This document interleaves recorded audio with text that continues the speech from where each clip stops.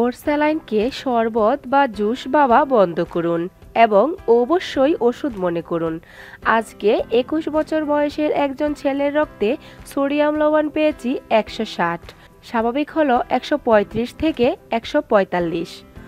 তার ইতিহাস থেকে জানলাম দিন গরম বেশি লাগায় সে 3টি স্যালাইন একসাথে মিশিয়ে 1 গ্লাস পানি খেয়েছে।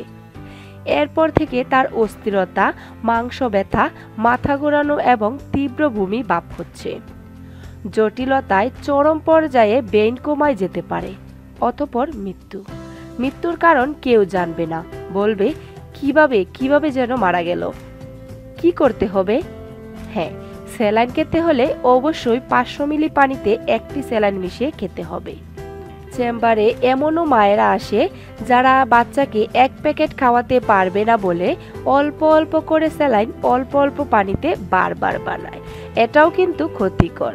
প্যাকেটের গায়ে যেভাবে বানানোর নিয়ম ঠিক সেভাবে বানাতে হবে, তাহলেই আমরা এই গরমের দিনে সুস্থ থাকতে পারবো।